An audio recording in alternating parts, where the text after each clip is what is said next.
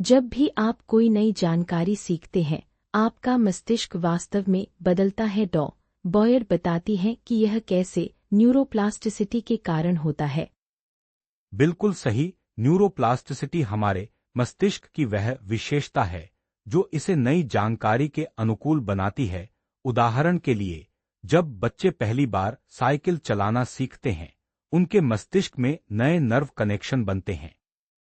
यह वाकई में रोचक है, लेकिन कई लोगों का मानना था कि एक बार मस्तिष्क विकसित हो जाने के बाद वो स्थिर रहता है।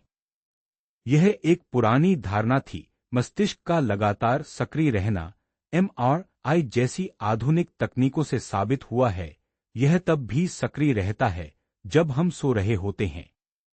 पर क्या न्यूरोप्लास्टिसिटी सभी के लिए समान रूप से काम करती है? हर व्यक्ति के मस्तिष्क की अनुकूलता अलग होती है। यही कारण है कि कुछ लोग कुछ विषयों में तुरंत महारत हासिल कर लेते हैं और कुछ को समय लगता है।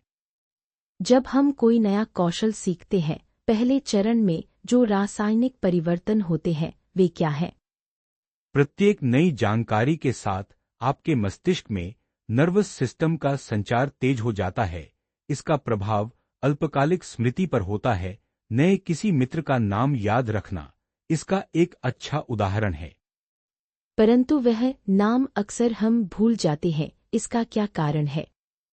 वे रासायनिक परिवर्तन अल्पकालिक होते हैं।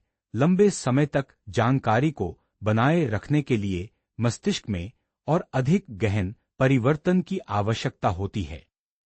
तो अगले चरण में क्या होता है जिससे यह जानकारी स्थायी हो जाती है? जब आप कोई नया कौशल एकाधिक बार अभ्यास करते हैं, तो मस्तिष्क के न्यूरल कनेक्शन मजबूत हो जाते हैं। यह प्रक्रियात्मक स्मृति बन जाती है। लंबी अवधि के लिए सीखने की क्रिया मस्तिष्क की संरचना को कैसे बदलती है? लंबे समय तक अभ्यास से न्यूरल पाथवे वास्तव में मजबूत हो जाते हैं। यह उसी तरह है जैसे कि एक सड़क अक्सर उपयोग किए जाने पर चौड़ी हो जाती है। तो क्या यह परिवर्तन उल्टा भी हो सकता है? हाँ, यदि आप कोई कौशल कम उपयोग करने लगते हैं, तो संबंधित न्यूरल पाथवे कमजोर हो सकते हैं। निश्चित रूप से। क्या इसका कोई उदाहरण है जिससे हम समझ सके? जी हाँ, जैसे ब्रेल पढ़ने वाले दृष्टिहीन लोगों का उदाहरण। उन्हें छूकर पढ़ने की अधिक आवश्यकता होती है, जिससे उनके मस्तिष्क की स्पर्शिक क्षेत्र बढ़ जाती है। तो आगे चलकर न्यूरोप्लास्टिसिटी का हमारे दैनिक जीवन पर क्या प्रभाव हो सकता है?